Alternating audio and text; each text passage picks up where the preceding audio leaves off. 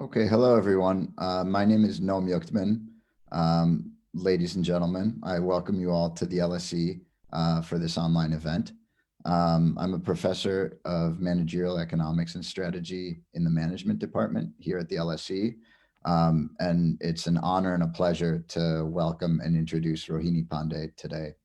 Rohini is the Henry J. Hines II Professor of Economics at Yale. She's director of Yale's Economic Growth Center. She's a co-editor of American Economic Review Insights. Quite simply, she's among our school's most distinguished alumni. To place Rohini's important work in context, I think many of you in the audience are aware of an influential body of research in development economics recognized recently in the awarding of the 2019 Nobel Prize to Abhijit Banerjee, Esther Duflo, and Michael Kremer. This research used field experiments to rigorously answer the question of which poverty alleviation policies work.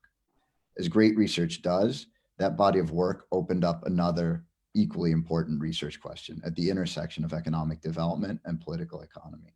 Which countries implement policies that work to reduce poverty? Which ones don't, and why don't they?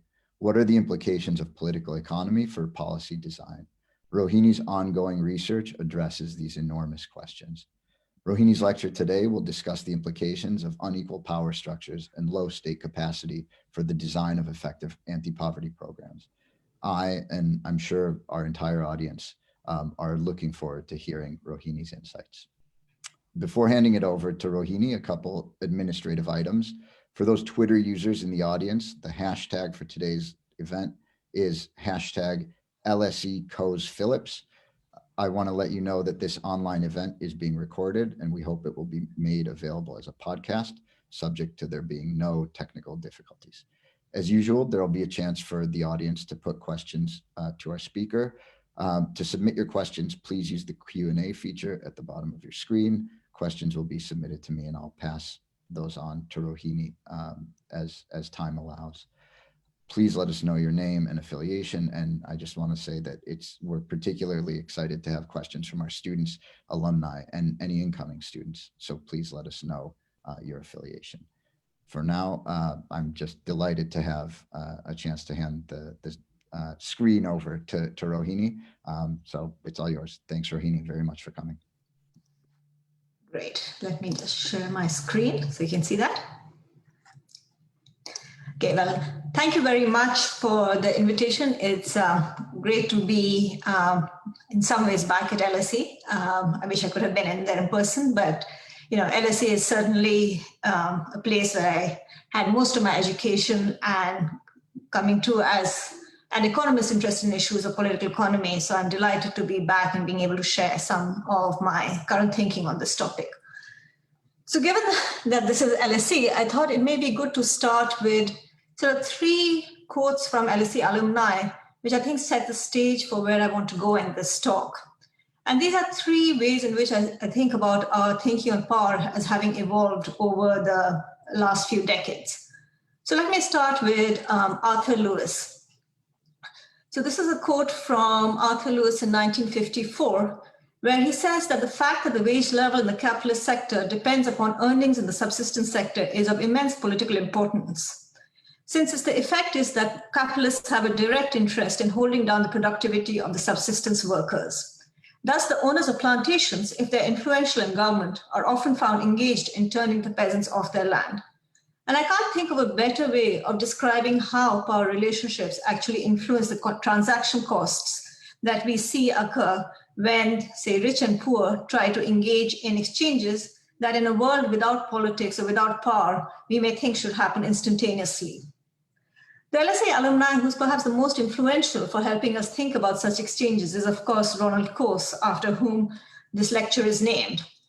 But even Coase, in his Nobel Prize lecture in 1991, recognized the importance that governments may play. He wrote, of course, it does not imply when transaction costs are positive that government actions such as regulation or taxation could not produce a better result than relying on negotiations between individuals. Whether this could be so is discovered not by studying imaginary governments, but what real governments actually do. My conclusion, let us study the world of positive transaction costs. And this is very much where I want to go today, is to really think about what it is that real governments do and what does that mean for development policy. And finally, along those lines, let me conclude with a quote from Darren Acemoglu, whose paper itself was titled, "Why Don't We Have a Political Cost Theorem?" And he wrote that the political cost theorem presumes political and economic trades can be made between various individuals. Typically, contracts and explicit promises are enforced by the state. Allocation of political power thus creates an inherent commitment problem. So self-interested members who make up a state may choose not to enforce a contract simply because it will take rents away from them. So let me now turn to why I think these ideas are central today as we think about development policy. It wouldn't be controversial to start by saying that a central goal of development really is to think about how do we get people out of poverty, but importantly, how do we keep them out of poverty? Historically, in thinking about this, the development community has relied on two levers. How can we maximize economic growth and see that trickle down or directly benefit poor individuals? And then how should we think about the intentional redistribution of resources, either within countries or across countries, in order to provide the poor the resources they need? Especially on thinking about the second point, the 1990s was an influential period with movements such as Jubilee 2000, where there was strong international advocacy for untied funds for poor countries and debt cancellation. But soon on the heels of this came a significant backlash, for instance, captured by Billy Sturley's work, which was linked to concerns of corruption, the idea that governments may not actually transfer the resources to the poor. And I think it was very much a response in part to this view that we saw the rise, as Noam mentioned, of this experimental welfare-oriented research, which sought to quantify the program costs and benefits in development policies in order to ask, can we have value for money metrics so we can identify what actually works to get the poor the resources they need? And perhaps these are the programs that should be directly invested in and measured. Now, one way to think about it is that what economists tried to provide at this point was quite a technocratic fix. And in doing so, it also supported a technocratic policy narrative. And so the narrative would go something like, well, depends on what your goals are, but different actors, they could be aid agencies, they could be philanthropy, the domestic state or NGOs, can announce its goal, look at the evidence, and then based on value for money metrics, choose their preferred best buy. So if you want to do education for girls, identify what the best buy for your country is. This was also consistent with this idea that as countries get richer, they can graduate out of aid and soon enter the development marketplace directly as buyers, where they then choose what to buy. The problem with this technocratic fix is it is also possibly going to lead us down a route of mission creep. You can move quite fast from asking what is central to development policy, what's the best buy in the interest of the poor citizens of a recipient country, to asking what's the best buy for the citizens or the government of the aid providing country.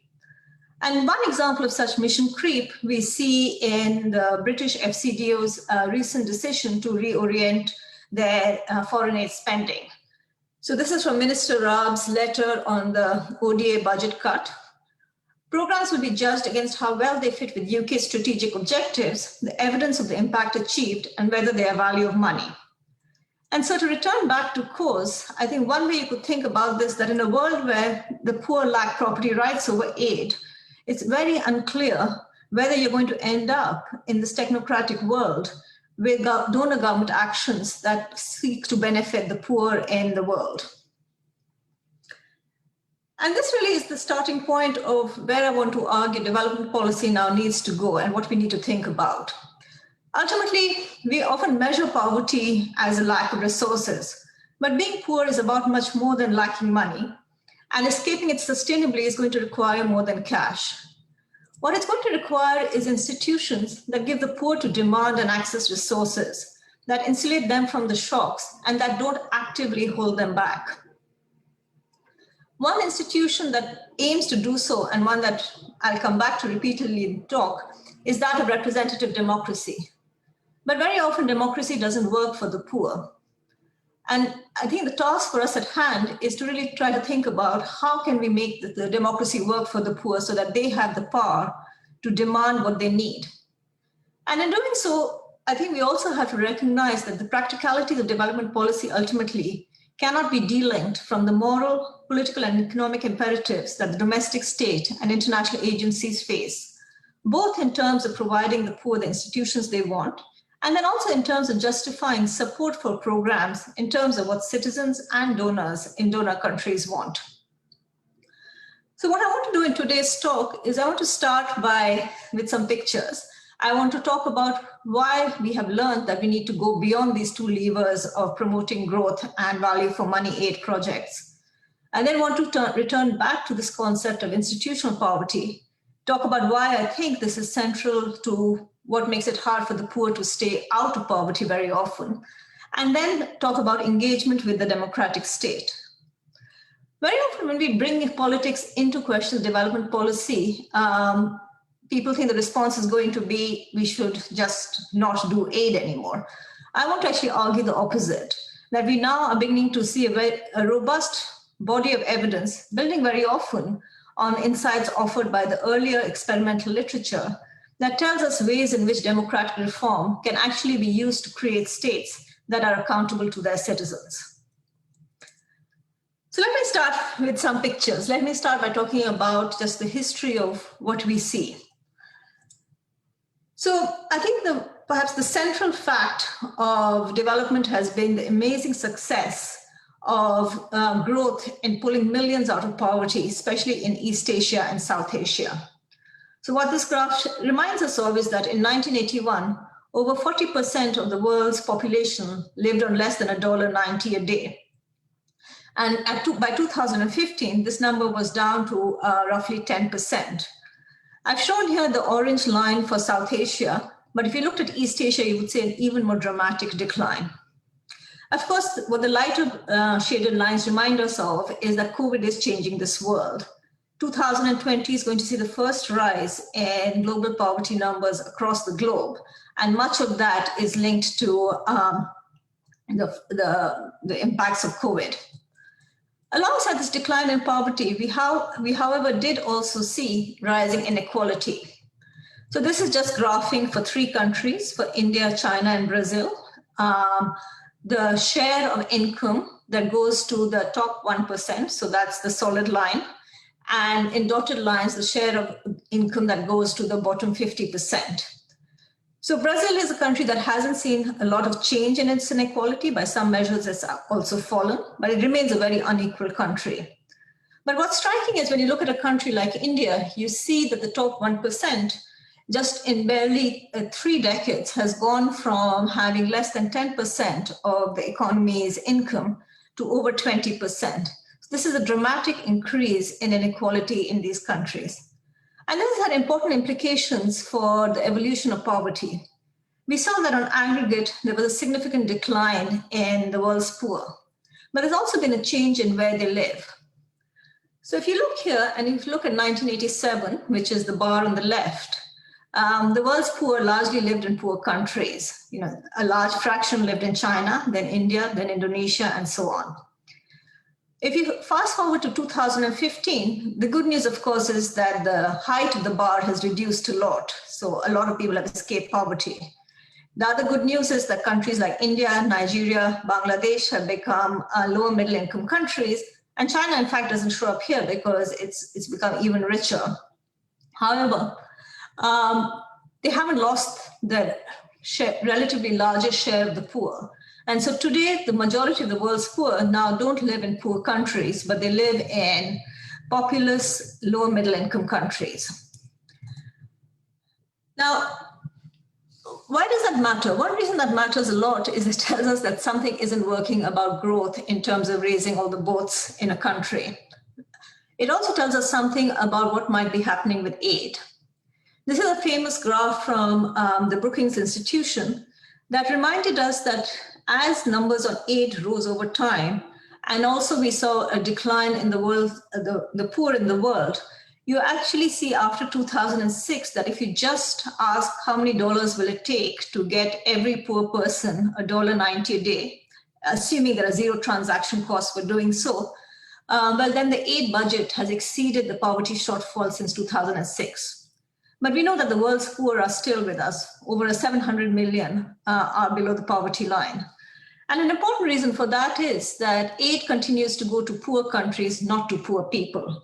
And this, again, is a reminder of the political power that often operates at the level of states, not individuals. So you can see that some of the large, populous, low-income countries like Nigeria, India, Indonesia, essentially get close to no aid. And so simply thinking that aid is actually going to go where poor people is not what we're seeing in the data. So what does poverty look like in these high poverty middle income countries?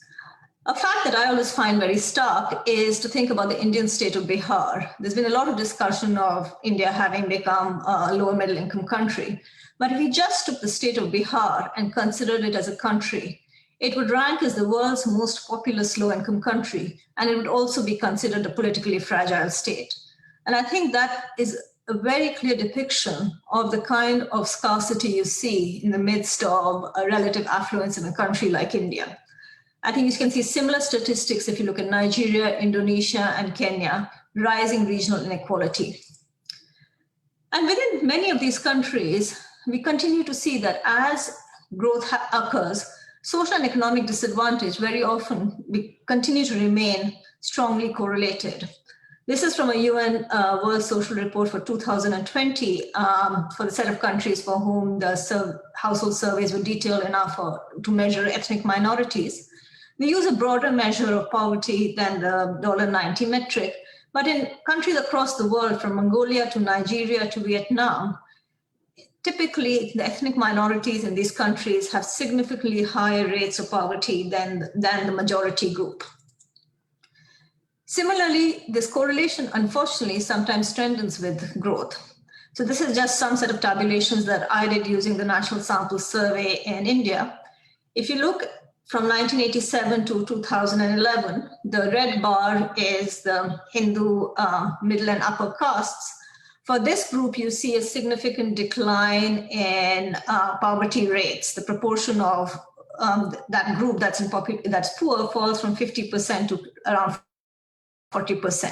However, if you look at lower castes, so you look at Muslims, you see, if anything, the opposite trend. So you see increasing concentration of poverty among already disadvantaged groups. And this need not even happen just at the level of groups. It can even happen within households.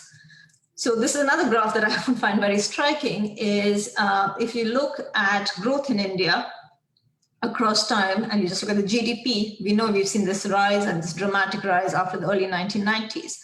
But then if you plot female labor force participation in India, you actually see the opposite trend, that as the country is getting richer, women are dropping out of the labor force. And this cannot be explained by the simple households are getting richer and women don't want to work.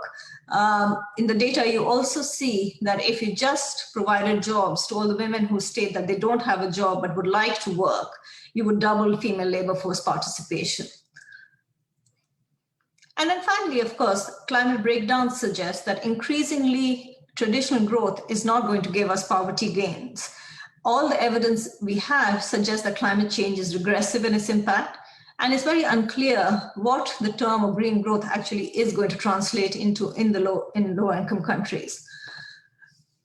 They're not many, very often you think of worst case projections and you think, oh, that's not going to happen. But unfortunately, when it comes to climate breakdowns, in every case, we see the worst case occurring more often.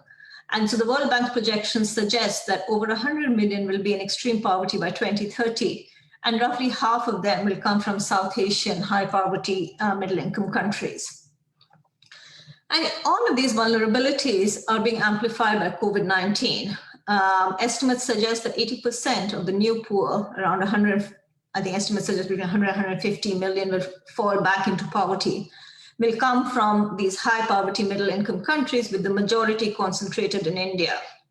Women will make up a majority of the losses. And we also know environmental injustice persists through COVID-19, with those who are subject to more respiratory harm are also going to suffer worse from COVID-19.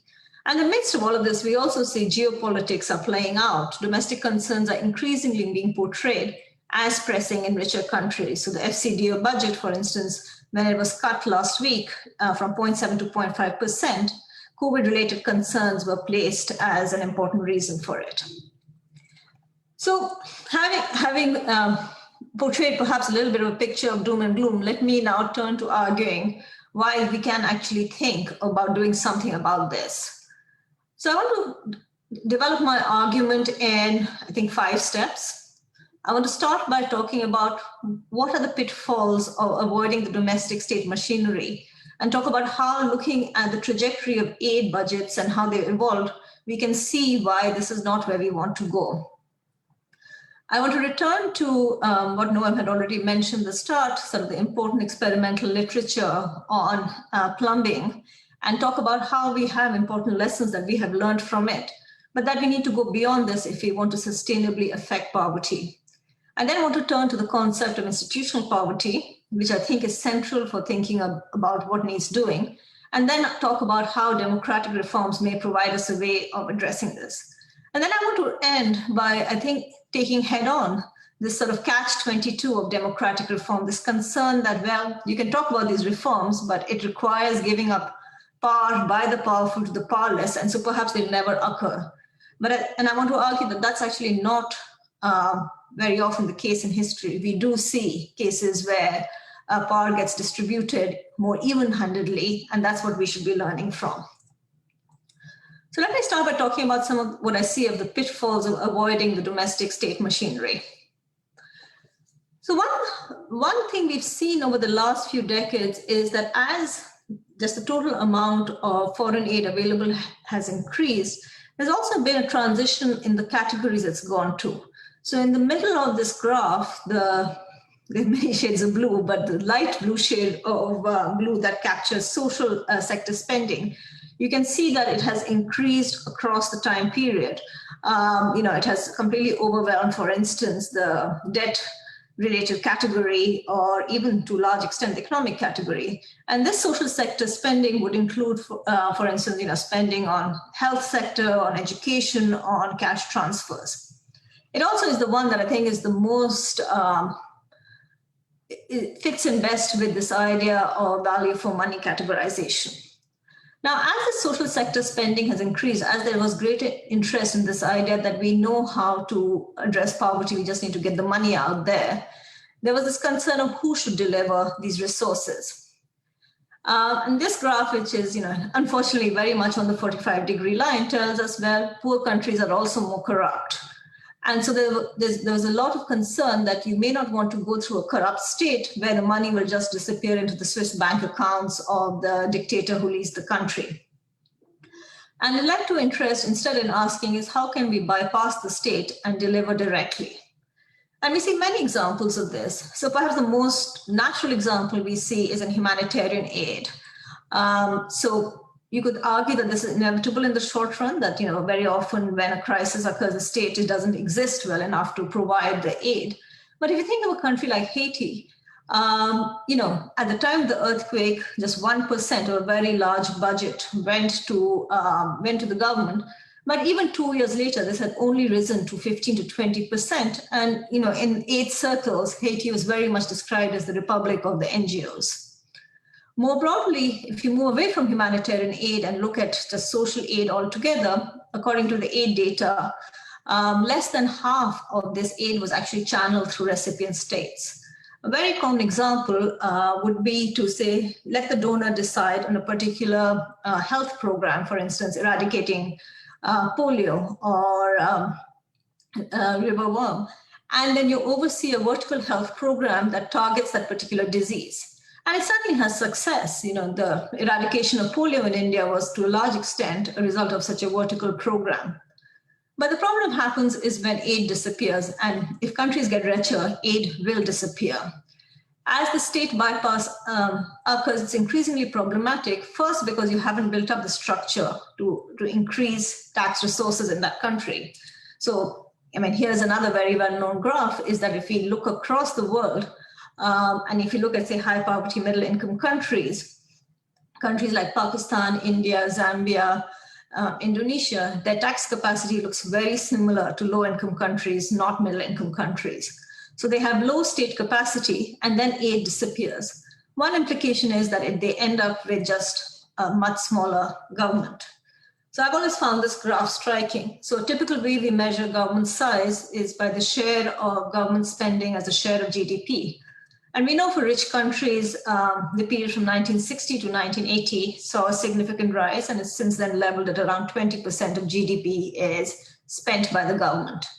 But what's striking here is that when you break this up and also look at low income and high poverty middle income countries, what you see is that actually low income countries have a larger share of government spending. And this difference maps 1-to-1 with aid exits. And so what this is really picking up is the fact that aid exits as countries move to a high poverty, to middle income status, but they don't have the tax capacity to replace it. And as a result, in many of these countries, health spending, for instance, remains extremely low. In India right now, health spending is less than 2% of the GDP. And so I think one of the key pitfalls of avoiding the state is that if aid by design is defined as something that should leave when countries become richer, you want to leave a country equipped to function without aid, and state bypass doesn't help there. So how far can we get by simply focusing then on improving the domestic state machinery by trying to get rid of the reasons for corruption? So Duflo, in her 2017 LE lecture, I think made a strong argument that implementation is an important part of development policy. She said that good policies may not work because of poor implementation, and economists should function more as plumbers and engage with the how to do things.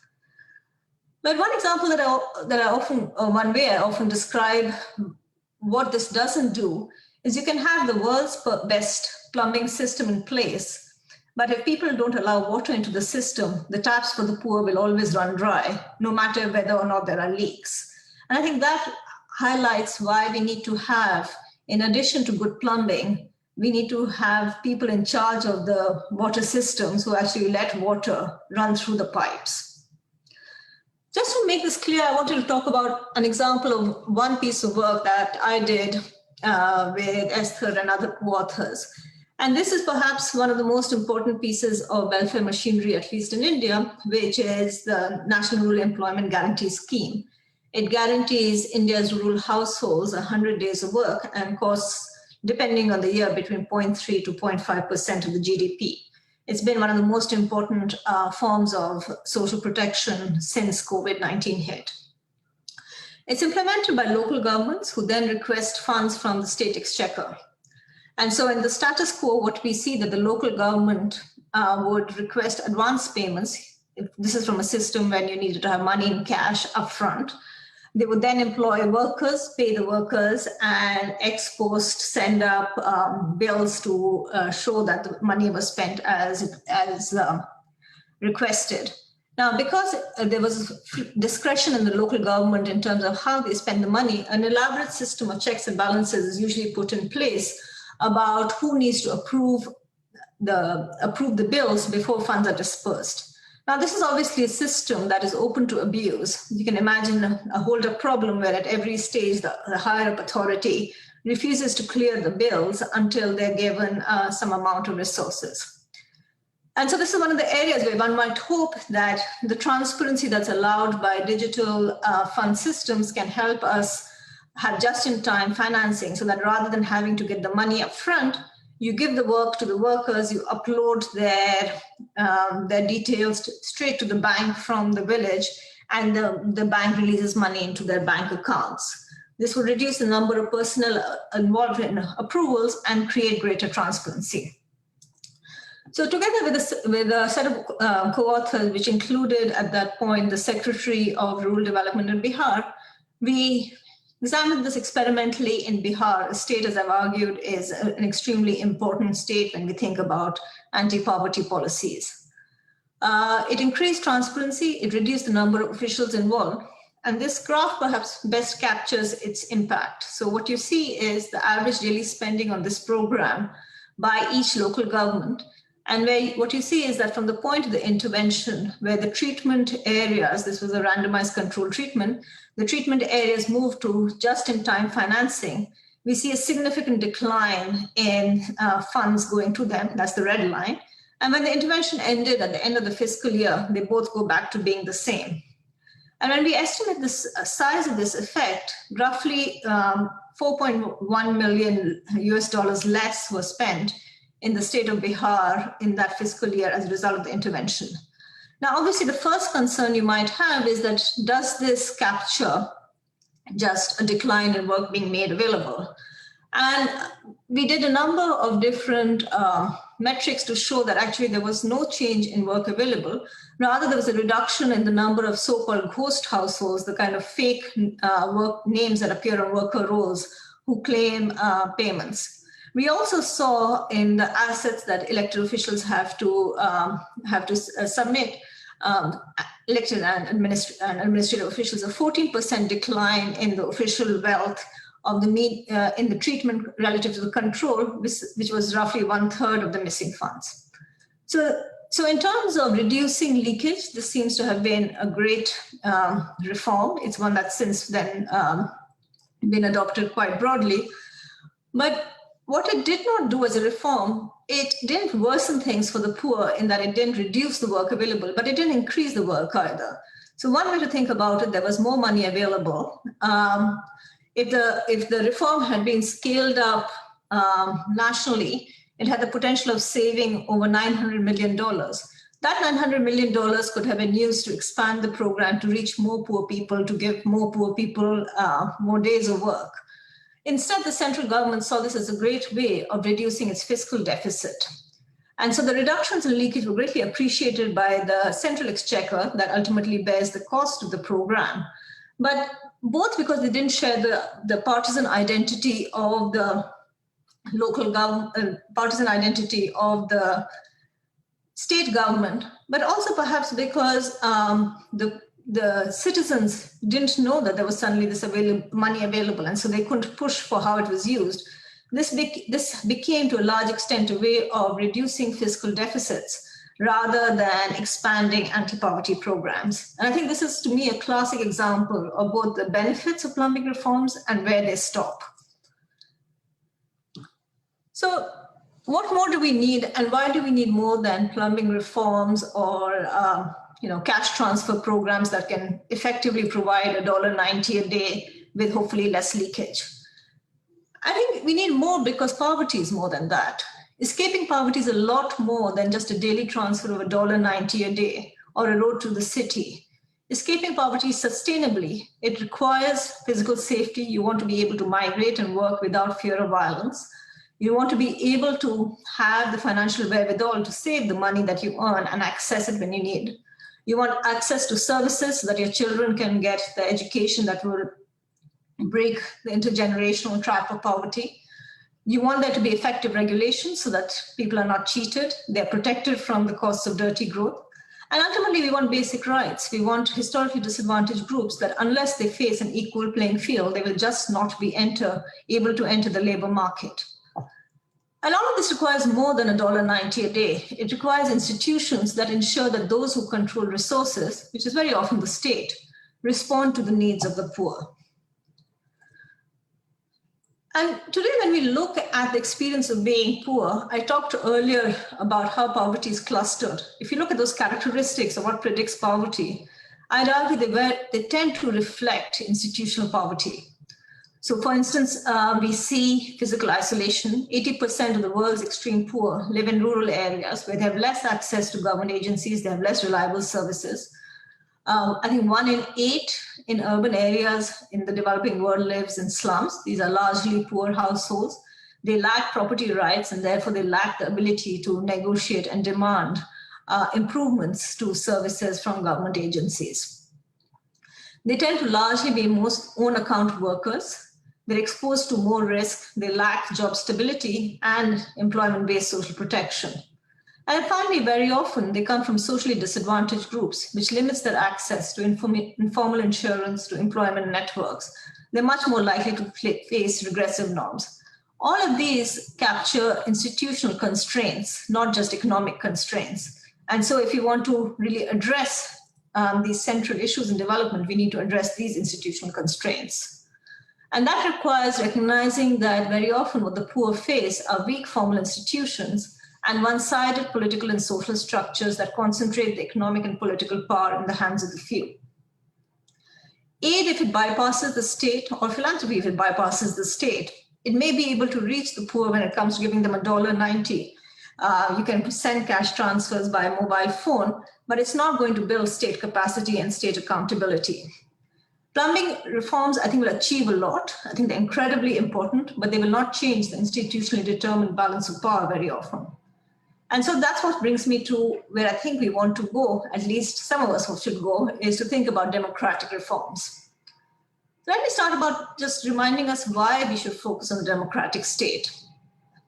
The poor increasingly live in democratic states. So what this graph shows you is it uses data from the Varieties Democracy database to see the evolution of where the world's poor live. So you can think of two cuts. So think about a clean elections, which is very often the focus of, I'd say, governance aid is, have free and fair elections, send independent monitors. So you can think of China is 0 on that. Vietnam is roughly 0.5. And the second, which I think is a often less noted but important aspect of democracy, especially when we think about institutional poverty, is its egalitarian component. Do they support civil liberties? Do they support universalistic welfare? Here, for instance, Vietnam scores relatively high at 0.7. And so if you look at where the world's poor live, over time, increasingly they live in democracies. Many of these democracies, which go up to the light orange line, have clean elections, but very few of these democracies are egalitarian. So the dark orange line is to have a clean election index that places you above Vietnam, and an egalitarian component index that also places you above Vietnam, and it's very, very few of the world's poor live there. So we've succeeded perhaps in getting people elections, but not in getting them elections that lead to governments that bring them progressive redistribution. And this despite the fact that, unlike something like corruption or state capacity, there really is no trend line between GDP and the interest of a country's population in politics with income. I think the poor in low-income countries are as invested in democracy as, say, many are in a country like the United States. And so I think, there are really multiple advantages for why the reforms we want to think about should come through the democratic state. This is where the poor now live. This is what they are invested in. And so as a result, the democratic state has the legitimacy to raise and allocate resources. It can be quite flexible. Many of the reforms that we have seen that have worked well have come from decentralized democratic states. And then finally, size, especially once you come to high poverty, middle income countries, domestic state revenues well dominate aid flows. And so democracy, if it's well done, is going to ensure significantly higher spending on social protection than we'll ever get by reforming aid budgets. So how should we go about this? Let me turn now to what I see as some of the advances in the literature on how we can design reforms around these ideas of power, politics, and norms. I think before doing that, it's worth asking, why is it that democracy doesn't work for the poor very often? Why is it that we've seen clean elections are on the rise? Why isn't this enough to gain access to a fair share of the proceeds? I think there are multiple reasons, and these are the reasons that institutional reforms, democratic reforms, need to respond to. The poor are very often de facto disenfranchised. They may, on paper, have the vote, but they don't actually know what paperwork needs to be completed to get registered. They lack identification. They don't know how to find their polling booth. They can't understand very complicated ballot papers. They're often less informed about what politicians do. They're not part of those networks where they learn what politicians do. They're less able to hold them electorally accountable. They're also less likely very often to be represented by one of their own. And if they're less likely to be represented by one of their own, A corollary of it is that politicians themselves often don't know what the poor want, need, and they're often relatively unaware of implementation issues that would occur. So this is how I think about where the focus of development policy has been and where it should be. So, we often, when we think about plumbing reforms, we're thinking about the right-hand side of this quadrant. So we're thinking about how can politicians hold bureaucrats more responsible for the goals that the politician as a principal has, or how can a high-level bureaucrat make sure that a frontline worker internalizes their goals to ensure that teachers are in school or health workers turn up at the primary health clinic.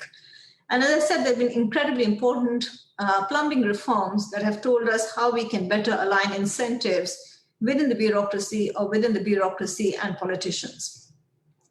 But what we've seen less of is a recognition that political reforms that help us think about how can citizens actually select politicians, understand what they're doing, how can groups of citizens coordinate, that these are also important parts of designing anti-poverty policies. Improving democracy or democratic reforms doesn't stand outside what development policy needs to do. I think reforms to address institutional poverty need to also ask how democratic institutions can be designed to accurately reflect citizens' preferences, provide them the ability to hold politicians accountable, and represent those who are disadvantaged by informal power structures. And I think this is, to me, one of the most exciting developments that we are seeing right now is a growing body of work that helps us understand this using very often the same tools that created a vibrant literature in anti-poverty program evaluation, policy program evaluations.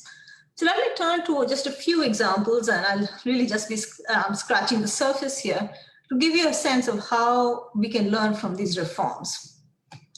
So the first set of reforms, think about, enfranchisement, recognizing the fact that de jure voting rights does not imply de facto enfranchisement. So how can we grease the wheels of democracy?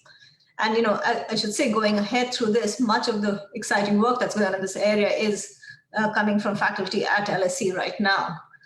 So Mike Allen, with a co-author in his early, thesis work, showed how you can actually try to reduce fraud that occurs at the stages of aggregation by simply better documentation. So taking photographs at polling booth stations of what the vote shares of different parties look like at the polling booth level is enough to change the extent of aggregation fraud that at large aggregation centers would occur. And importantly, what this showed is that reducing such fraud increased the vote share of less connected candidates, those who arguably would be representing the less powerful. Yusuf Negus, and now that I think about it, all three of these papers were from people who did this as part of their PhD. Yusuf Negus exploited a national experiment in the Indian state of Bihar, where the government randomized the formation of polling station officers. And he showed that when you had at least one member of an ethnic minority, a Muslim in these teams, then the vote share of the party representing these minorities went up by enough to actually change electoral outcomes. And he has very strong suggestive evidence that some of this is because having an officer of your group is more likely to be willing to accept different forms of identification and allow you to actually cast your vote. Fujiwara looked in Brazil and looked at the introduction of electronic voting. And I think here's a good example of a case that sometimes that's something that may start as a plumbing reform. So electronic voting was introduced to reduce the time cost of vote counting, found that it actually had the surprising side effect of actually making it easier for poorer households to vote. Let me walk through actually the set of effects he finds, because I think that's an important way of showing how democratic reforms can actually improve welfare. So in Brazil, as you switched from paper to electronic voting, there was an increase of 10 percentage points of valid votes. an increase of 3 percentage points of the state budget redirected to healthcare, which came largely from a rise in left-wing legislators getting elected when the poor cast more vote. And importantly, what you see is gains in terms of women completing antenatal care and a reduction in the number of uneducated mothers with low birth weight newborns. And I think what this tells us is that it's not that easy to, if you want, create best buys where you say, I care about, birth weight of children. And so maybe in order to affect the birth rate of children, you have to go all the way up to actually asking what is going to enfranchise the mothers of those children. A second strand of work, and one where I and others have made contributions, is to really look at transparency gains. Now, there's older literature that told us that as you inform citizens about what politicians do, you can actually change selection. So informed citizens will choose politicians who do more like that, more things that are preferred by them. But importantly, I think recent work that I've done, that others have done, suggests that actually politicians knowing that there is more transparency in the system also has an incentive effect. So we found that local politicians in Delhi were more likely to move their spending priorities to match those of slum dwellers when they knew 2 years before the election that the slum dwellers are going to get information on how they perform just before the election. And importantly, what we find is that this is also internalized by political parties. So political parties who had to choose between which male politicians to give tickets to, because gender quotas reduced how many men could stand, chose to give it to those who perform better according to this metric. We also find evidence that creating ways for the poor to engage, I think, helps build state capacity. So John Weigel, again, who's at LSE, has some fantastic work showing how if you combine the property tax campaign with giving citizens opportunities to speak to government officials on how this money should be spent, then what you find is that the treated citizens positively update, and there is increased appreciation and trust of the government. And arguably, this is what's needed in order to ensure that you don't have short-term reforms devolve into less and less over time. And then finally, this is going back to something that I actually worked on when I was doing my PhD at LSE. Sometimes you do need a little bit more of a heavy hand. You have to recognize there are features of representative democracy that are always going to go against those who are a minority. And so in my thesis work, I showed that if you took scheduled castes and scheduled tribes and had quotas in place for them at elections, this actually increased transfers towards them. Subsequently, Chin and Prakash showed that for the group of scheduled tribes, these quotas also lowered poverty. And recently, there's very nice work by Saad Gulzar and some of his co-authors showing that when you think about sort of social welfare programs like the employment guarantee scheme, these quotas actually matter in terms of tribals getting access to the program. And importantly, to the extent that the share of resources is fixed, these benefits come at the cost of the relatively privileged, not other disadvantaged groups. And then finally, gender quotas is something that many of you may have heard about, especially given Esther's early work on this. But I think it's important to remember that the downstream effects of quotas, gender quotas, went beyond just moving some spending towards women's preferences, because there, again, you may worry it's a zero-sum game. But importantly, it actually changes levels of bias. It makes the voters more willing to elect women in the future. It raises aspirations. And again, there's recent nice work by graduate student Tanushree Goyal showing that female candidates are actually more likely to recruit women party workers and have better gender balance in their campaigns. And this actually changes political engagement, which arguably is really what in the long run is going to matter. So, I think I want to move towards the conclusion by really now turning explicitly to what I think many people feel is the Achilles heel in thinking of such reforms, which is why would they ever get implemented? And so I think of the catch-22 of democratic reform as really being, well, when the poor lack power, who's going to have the incentives to provide them influence? And I think we can learn some from history, and we can learn some by evaluations. So if you think about who actually can change, I think there are three sets of players we want to think about. Obviously, the poor and disadvantaged. Then we want to think about the domestic, economic, and political elite who may have the power to effect change. And then finally, the international development actors who we spent quite a lot of time thinking about at the start of the talk. So there's a nice paper by Lizzari and Persico looking at the expansion of the suffrage in the UK. I mean, it still only went as far as men, but at least it went from wealthy landowners to all men. So it thinks about some of the issues that Arthur Lewis thought about. And what they argued that it was a set of politicians who argued that extending the franchise was essential to reduce the pervasiveness of patronage and to coax the machinery of the government to serve the public purpose. And at this point in time, the public purpose that they saw as important was actually citizens' health. This was a period where there was increasing recognition that diseases such as cholera could be responded to by public health investments. In order to make those public health investments, you needed the money, which would not come if a small set of people were simply providing patronage to each other. And this, among other reasons, public health considerations were an important reason for why these insiders chose to form league with the poor. External actors can play a role. I think it's important to recognize it's not just about resources, it's sometimes about agenda setting.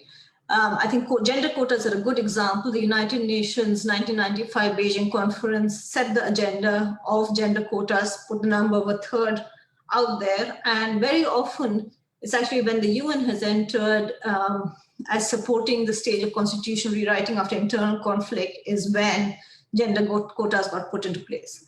And I find, very often the poor citizens do coordinate. And I think it's important for us to think of institutions that will help such coordination.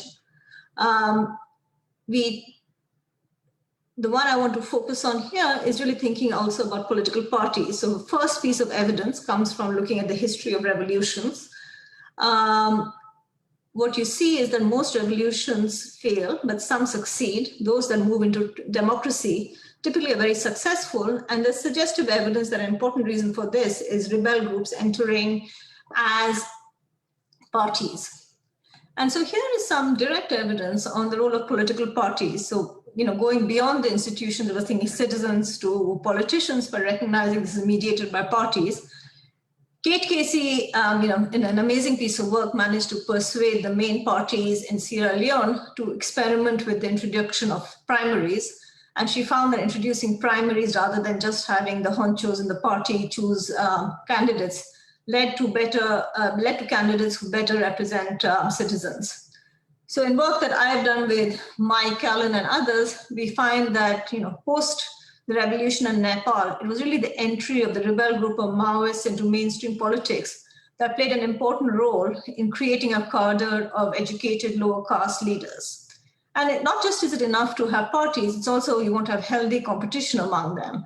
So Berlin and Ehrlich, for instance, noticed that in Mexico, the fact that political competition, by creating uncertainty over future political control, provided these Mexican political parties incentives to undertake transparency reforms as an insurance mechanism so that when they're out of party, they can still know what's going on. And so very often, I think to support democracy, it's these supporting institutions of political parties that are going to help coordinate citizen actions. So let me just conclude with a couple of thoughts on how I think we can leverage politics and power in favor of the poor. So let me start with aid. I think when we think about aid, there's a lot one can do by identifying anti-poverty programs, the importance of cash transfers, or discussing how we should be investing in health sector. But at the same time, I think it's important to also expand, especially in low-income and fragile states, expand the ambit of the social sector and governance aid to also build and reinforce effective institutions that will continue this job after aid leaves. Right now, a lot of governance aid really stops at clean elections. So there's a lot of, for instance, USAID funding that will go for independent monitoring or to make sure that there isn't fraud in the elections. but it doesn't think about implementation. It doesn't think about democracy that happens between the two rounds of the election cycle. And I think, if anything, one message I hope this talk has is to say we need much closer links between thinking about who has power and how do they implement policies. Right now, these sometimes sit in slightly different parts of the wheelhouse. And then in kind of richer countries, aid is a very small amount of what's coming in. But what can be used for? It can be used to catalyze focused improvements in state capacity and democratic accountability. I talked about India's workfare program, which is a huge program with a budget larger than most aid budgets, all aid budgets to India. But what aid budgets can do is provide evidence on which improvements to, say, the governance structure could actually work to strengthen what the poor receive. And finally, I think another reason for thinking about such reforms is that right now, as we see increasing backlash, often in rich countries, to sending money abroad, these concerns of why should we have cash transfers being paid for by aid resources when the country is sending satellites up. It may be much more important and palatable and sustainable to invest in state capacity and state accountability initiatives. And then the second, I think, message I want to leave about, I think it's important as we're thinking about designing reforms and evaluating reform, to also evaluate institutions that help create these coalitions for change. I talked some about political parties, but I think more broadly, you want to identify the incentives of those with power or money. And I ask, what kind of reforms will help create an awareness of shared policy interests across lines of state, class, and social identity.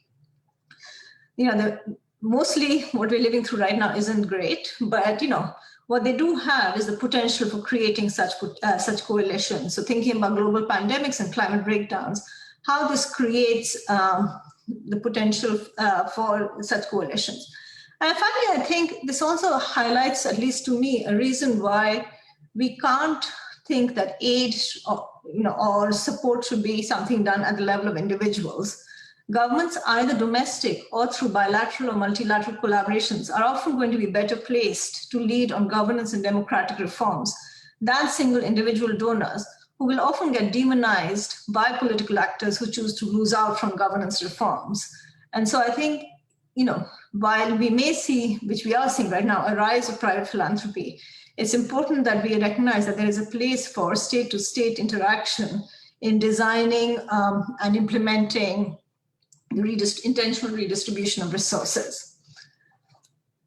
So thank you very much. As I said, LSE is a place where I first started thinking about many of these ideas, and so it's great for me to have an opportunity to be back and to hear and talk about it. Let me stop share and hand over to Noam.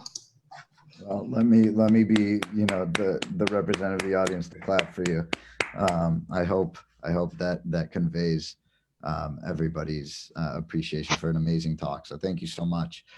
We do have a long list of questions. One question I'm going to ask, and I think other people have some similar ideas.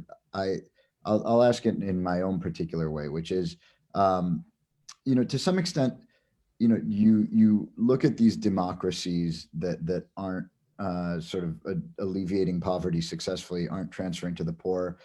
And there are kind of two different approaches that one could take. One is that democracy isn't working very well. And there are specifically sort of democratic reforms that need to be enacted.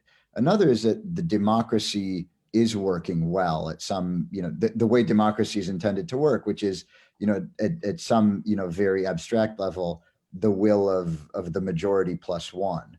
That suggests sort of a different set of policy responses that I think, are potentially complementary, potentially substitutes, potentially working in different settings. And those are more like constitutional protections, I would say. So whereas the former set of issues would be to say, the poor are being effectively disenfranchised. Another would be to say, like, no, the poor have the franchise, but they're part of a minority group that isn't part of the sort of winning coalition, and this is the will of the democracy. What we need is sort of a constitutional protection or something like that. Do you have a sense of, when you look at these countries that are, in the 0.5 to 0.7 range in their democratic institutions, do you see countries that have kind of badly functioning democracies for the most part, or countries where the democracy part, is mechanically working, but there needs to be constitutional protection of a powerless sort of group? What's your sense, or is it both? I mean, you're right to say that. I think, democracy has a majoritarian flavor to it very often. And so the moment any disadvantaged group becomes a minority group, democracy may stop working for it. The thing to remember is that it's not it's not so clear cut how you will cut that line. I think we've seen that again and again. It's not clear you're going to cut it on class, you're going to cut it on social group. With the rise of social media and populism, you cut it on many different things to get that group. So all that to say, yes, we need institutional protections. We need and I think that's why I was talking about quotas as well. But in some ways, I think we cannot predict what is going to be that alliance that's going to remain important 10 years from now. So we also, so constitutional protections, especially if they're group-based, I don't think we can define those groups well enough to stick them on forever. And so perhaps what we need a lot more is institutions that support democracy sometimes from the outside. And that could be, either an ability for parties to form in, unsticky ways, or it could be media to be able to access. It could be focusing a lot more on maybe basic human rights that we think are important, go beyond group identity. So I completely agree with you, but I just also think that, we have to be flexible in how we respond, because the other side is just going to constantly pull the rug under you on what they use to define groups by. Okay, so now let me next. Thank you. That super. Yeah, I agree. I agree. Let me combine two questions in a sense, and I may paraphrase slightly. So one from Hunter Rinoro Holifeno, an LSE undergrad from Madagascar, who discusses sort of the lack of interest that the powerful authorities sometimes have in sharing power, and sort of the need for external incentives, perhaps, to convince them.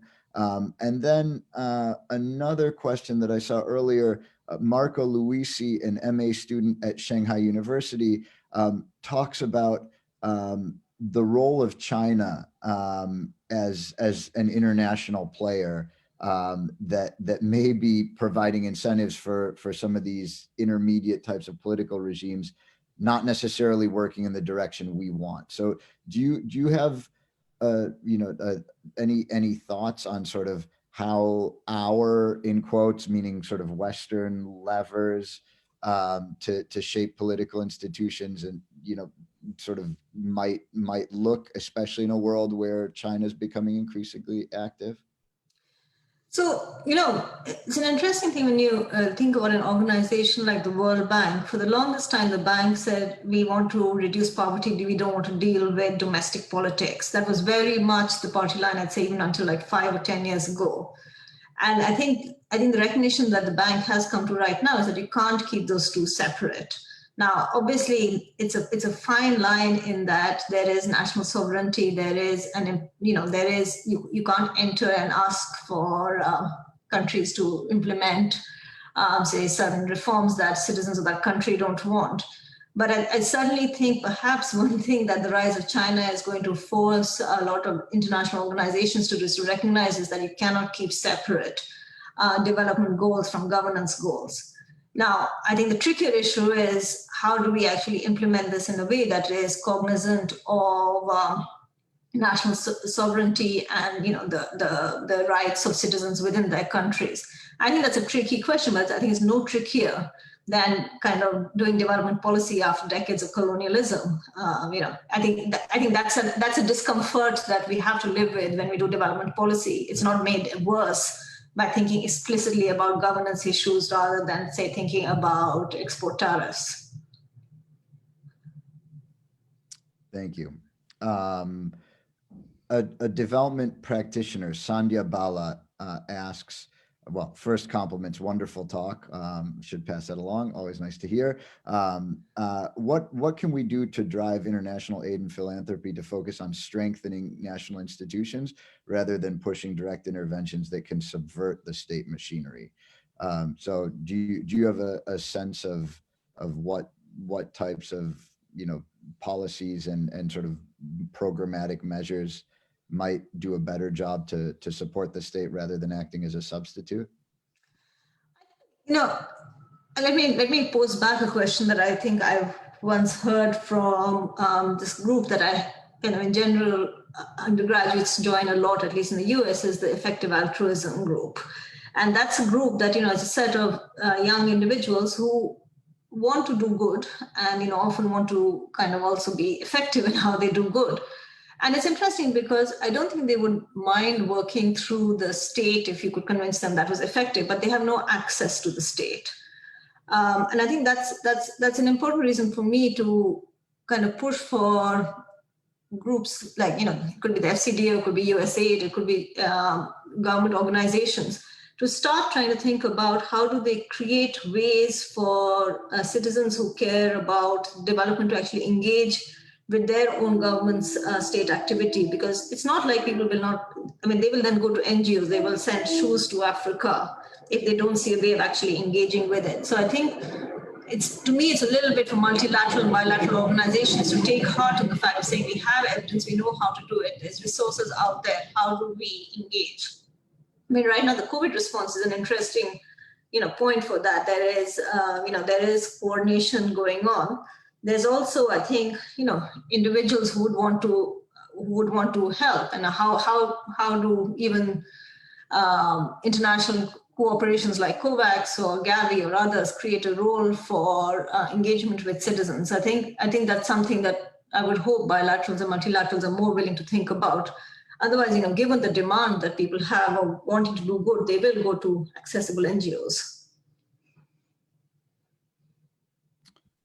Thank you. Let's see, what should I do next?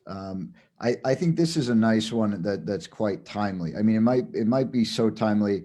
I'm not sure you've had enough time to sort of think through all the implications, but there's a question relating to the seeming cuts that we can anticipate in international aid budget. So Paddy Sianga Knudsen, a development economist in Zambia and an LSE alumnus, asks, how can recipient countries reset their thinking about their aid agenda priorities, since future cooperation flows will have much less money, indications from the UK, et cetera.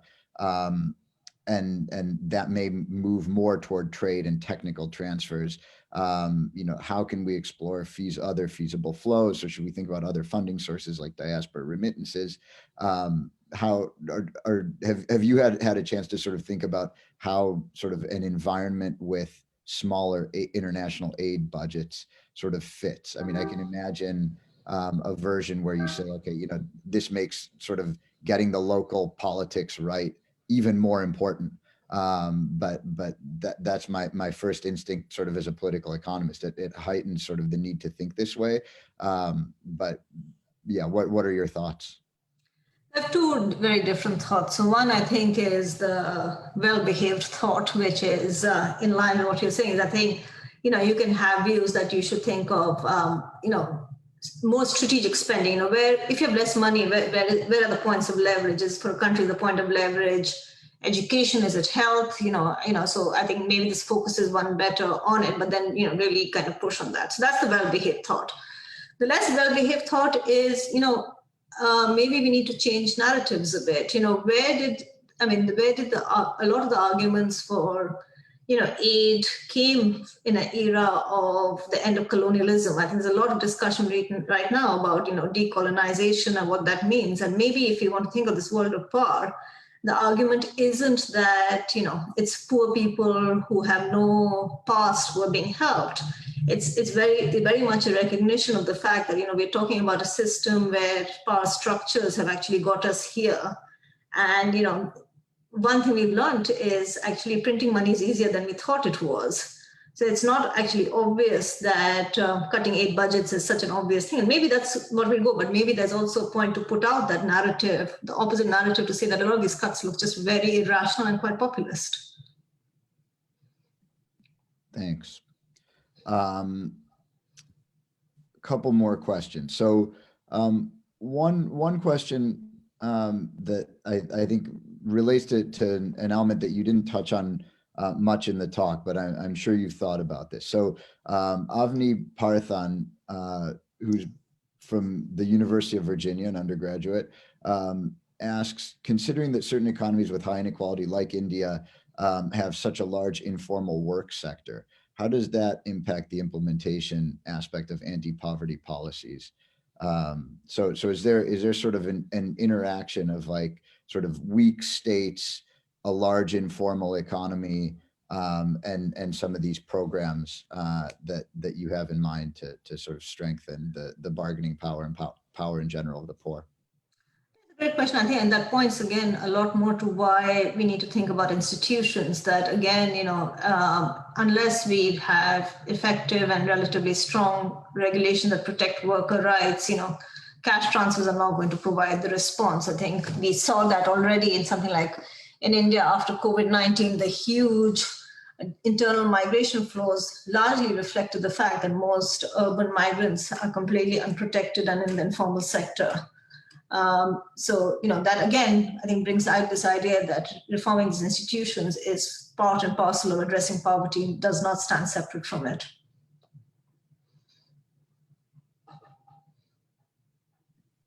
So a question from Nick Manson, and a PhD, but non-economist, an independent citizen. We all want to be an independent citizen. Given that many of the indices you present are also increasingly relevant in wealthy countries, corruption, inequality, debt, there's a very strong and provocative way of asking the question, but I think you'll see the point. Is there any point anymore of drawing a distinction between wealthy and less wealthy countries? Witness the assault on democratic institutions in the US and Britain. So do you see some parallels between sort of structural inequality, structural racism in the US in particular, but that you also see in other New World countries and elsewhere, and sort of what you see in democracies that leave behind their very poor in the developing world, perhaps at a higher level of poverty or a lower level of income? I mean, certainly I agree. I think that a lot of these descriptions, especially post-COVID, that we might end up in a world of K-shaped recovery is going to be as true in rich countries as poor countries. I mean, that said, I think the one fact that we should not forget, and this is something when I used to teach with Danny Roderick, he used to always start our lecture series with is, would you rather be born poor in a rich country or rich in a poor country? And people very often would think, oh, I'd rather be rich in a poor country with these ideas of driving around in, fancy cars at the top of dictatorship. But that's like the 0.001%. The moment you define rich and poor to even say be 1% of the population, you'd much rather be poor in a rich country. And so, while yes, inequality has risen, that you have to be very, very rich in a poor country to make up for everything you lose out on.